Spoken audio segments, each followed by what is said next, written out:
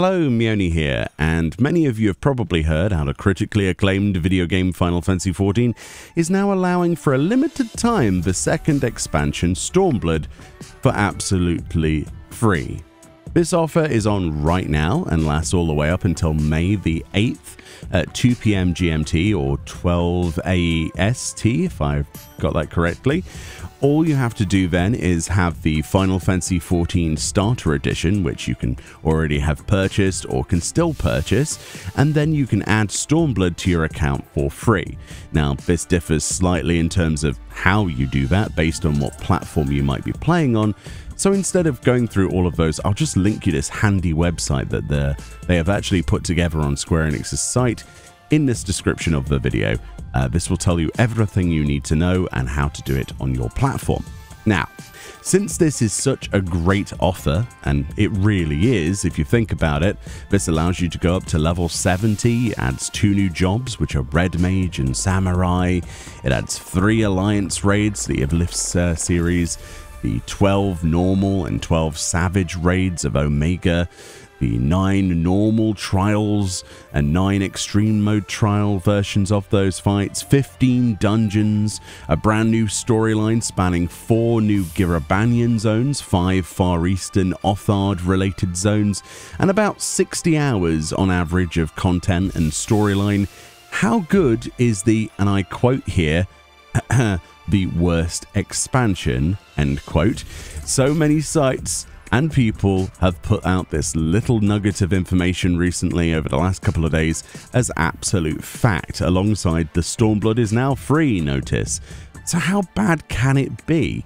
Now, I've played every expansion so far with about 681-ish days or so of playtime just on one character, without including any of my many alts on different servers and regions, so I feel slightly more confident with an opinion and as well as sharing it here.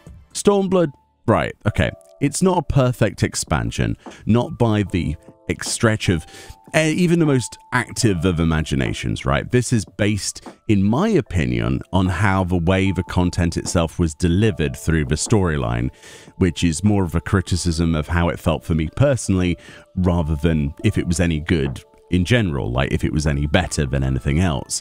The real meat and potatoes for me is the split. You have 2 vastly interesting, rich main areas of the world features in this expansion. The lush, green, sort of Eastern-themed realms of Othard, ripe and, filled with fresh lore, fantastic cities, interesting new tribes and creatures, settlements, people, and a freakishly good soundtrack to complement it. Then you have a worn, tired, battle-strewn set of zones, either showing past and present scars of war from Begalian invasion forces, or places on the verge of feeling that impending doom with their own conflicts and interesting opinions on how the conflict affects them, or if it will affect them at all. Filled with political turmoil, alliances, expansive stories of personal grief, pain, torture, and ultimately redemption in the face of overwhelming odds, right? The thing that gets me personally is that this could have been 2 expansions. My major beef with Stormblood is that I wanted more for each area. That's always the case, isn't it? Wanting more of something. And that is my very small-minded opinion. It feels at times probably spread a little too thin, with constant teleportation between the east and the west sides of the world as the stories clash and claw for your attention, which I suppose is designed to add to the diversity of a story and kind of help break it up.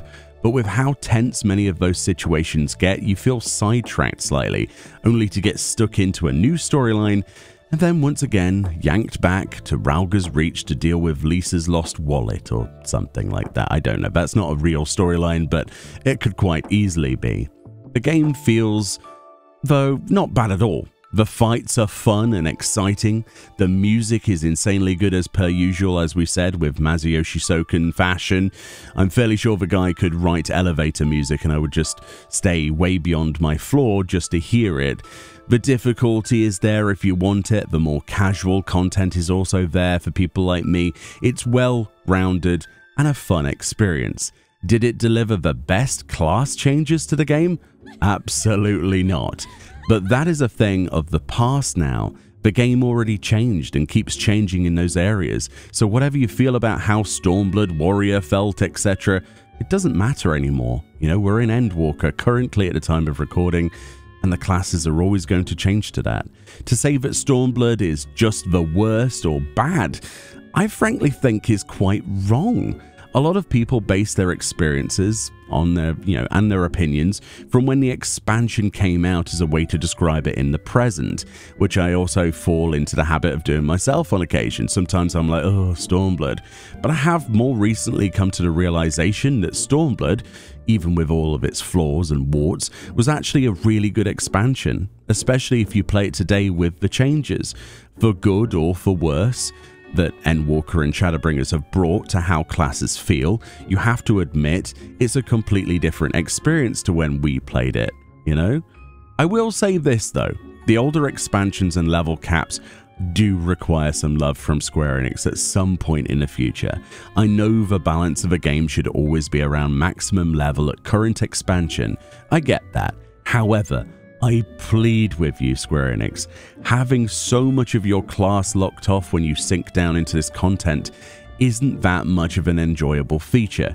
With every new expansion and homogenization of classes here and there and a cut down of skill bloat and things like that, a lot of the older stuff when you sink into it is just, ah yes, I had a powerful mage with 20 abilities and now I have 4, if I'm lucky, whilst I'm in a leveling dungeon. Perhaps scaling is the key then as the answer to this, and they may want to do something in the future about it. But for now, those are the only things I can think of that make the older content more laborious for long-time players. But I'm interested to know what you think. Was Stormblood or any of the expansions really bad for you? Would you really say this was bad?